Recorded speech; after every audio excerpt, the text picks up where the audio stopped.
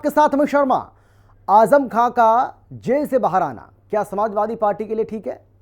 क्योंकि आजम खां की जेल से रिहाई हो चुकी है और कुछ जानकार कह रहे हैं कि आजम की रिहाई से पीडीए मजबूत होगा और समाजवादी पार्टी के लिए 2027 के चुनाव की राह आसान हो जाएगी।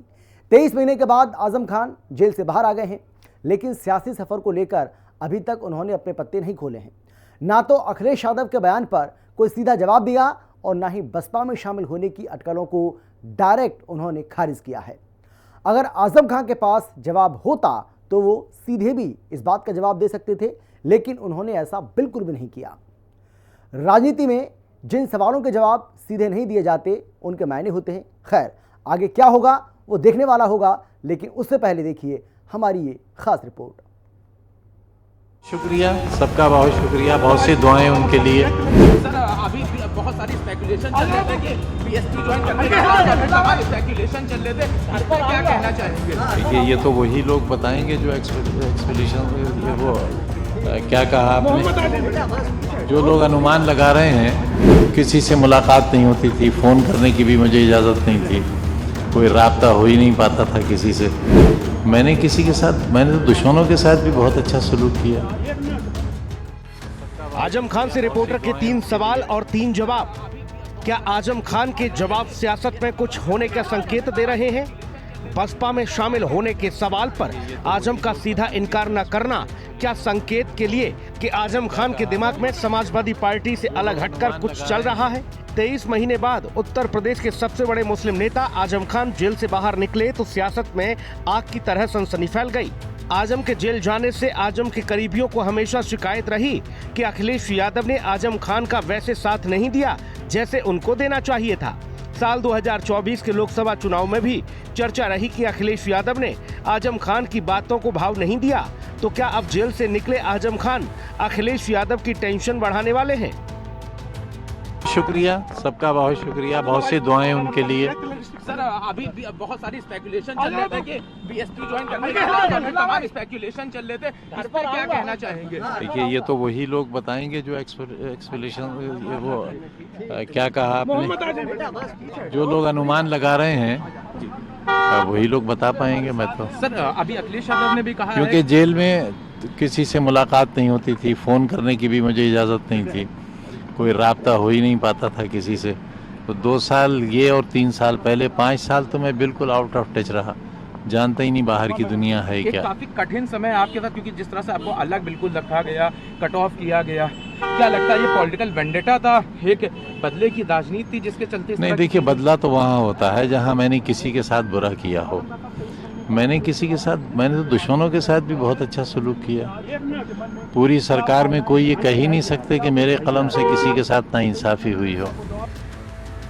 आजम खान अलग राह बनाने के संकेत तो दे रहे हैं, लेकिन बात अब संकेतों से आगे निकल चुकी है। वहीं मौलाना शहाबुद्दीन रजवी ने तो साफ कह दिया है कि अखिलेश यादव ने आजम खान को धोखा दिया, मुस्लिम वोट बैंक का इस्तेमाल किया। मुस्लिम वोट बैंक को एक कर आजम खान को अखिलेश यादव को जवाब देना चाहिए। मुल्ला मुलायम सिंह बना दिया, अखिलेश यादव टीपू को सुल्तान बनाया। उन आजम खां के साथ में अखिलेश यादव खड़े नहीं हुए, उनको यक्का और तन्हा अकेला छोड़ दिया। इस मुश्किल घड़ी में ज़रूरत थी कि आजम खां के परिवार के साथ अखिलेश यादव खड़े होते, पूरी समाजवादी पार्टी खड़ी होती, मगर अखिलेश यादव ने बिल्कुल किनारा कर लिया। पूरी समाजवादी पार्टी ने उनको तनहा छोड़ दिया और इस मुश्किल घड़ी में उनके परिवार ने अकेले कानूनी लड़ाई लड़ी। तो क्या अब मौलाना शहाबुद्दीन रजवी और आजम खान मिलकर उत्तर प्रदेश के मुसलमानों को सपा से दूर करेंगे? अगर ऐसा हुआ तो 2027 के विधानसभा चुनाव की रेस में लगे पीडीए मजबूती का दावा करने वाले अखिलेश यादव के लिए बड़ा झटका साबित होगा। इस बात का अंदेशा सपा प्रमुख अखिलेश यादव को भी है। इसलिए अखिलेश यादव भी कह रहे हैं कि अगर उनकी सरकार आई तो आजम खान पर लगे मुकदमे हटाए जाएंगे। वहीं शिवपाल यादव भी आजम खान के पक्ष में दलीलें दे रहे हैं कि समाजवादी पार्टी आजम खान की पूरी मदद कर रही है। कोर्ट को धन्यवाद देना चाहता हूं और यही हम समाजवादियों का भरोसा था कि कोर्ट न्याय करेगा और उन्हें न्याय मिलेगा।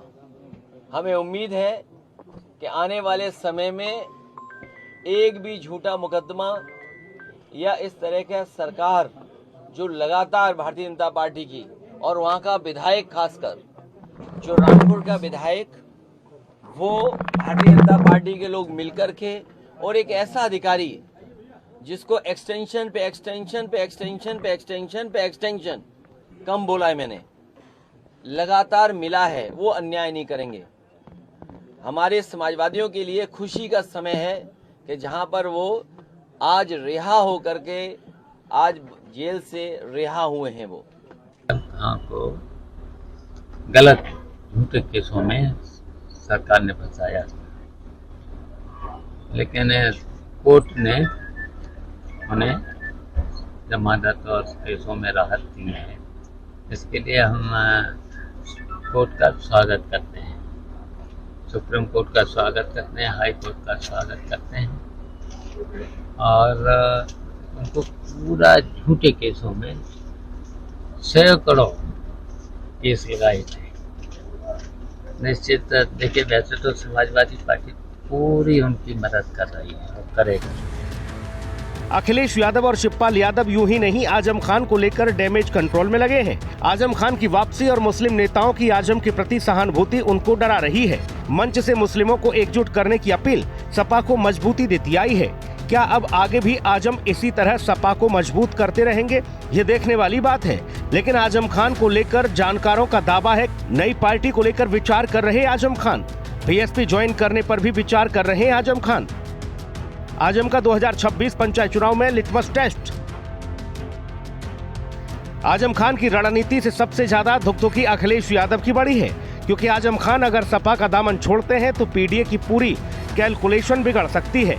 एक नजर डालते हैं 2012 के विधानसभा चुनाव पर। 2012 के विधानसभा चुनाव में समाजवादी पार्टी को 65 से 70% मुस्लिम वोट मिला था। 2022 के विधानसभा चुनाव में अखिलेश यादव का 83% मुसलमानों ने साथ दिया। अगर मुस्लिम वोट बैंक छिटका तो 2027 के विधानसभा चुनाव का अखिलेश यादव का सपना चकनाचूर हो सकता है। इस सब घटनाक्रम के बीच उत्तर प्रदेश के उप मुख्यमंत्री केशव प्रसाद मौर्य की प्रतिक्रिया भी सामने आई है। केशव प्रसाद मौर्य के रिएक्शन से ऐसा लग रहा है कि आजम की रिहाई से बीजेपी को कोई फर्क नहीं पड़ने वाला। ऐसा ही दिखाने की कोशिश केशव मौर्य ने एक्स पर पोस्ट कर की है। केशव प्रसाद मौर्य ने एक्स पर लिखा है कि मोहम्मद आजम खान चाहे सपा में रहें या बसपा में जाएं, सपा बसपा दोनों की 2027 में हार का मातम तय है। फिलहाल आजम खान की जेल से रिहाई ने उत्तर प्रदेश की सियासत में नई हलचल पैदा कर दी है।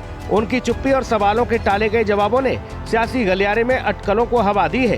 क्या वे सपा के साथ रहकर 2027 के चुनाव में पीडीए को मजबूती देंगे या फिर बसपा के साथ नया रास्ता चुनेंगे? लेकिन इतना तय है कि आजम खान का अगला कदम न केवल उनके अपने सियासी भविष्य को बल्कि सूबे की राजनीति को भी नई दिशा दे सकता है। अब सबकी निगाहें इस बात पर टिकी हैं कि आजम अपने पत्ते कब और कैसे खोलते हैं। ब्यूरो रिपोर्ट, हिंदी खबर।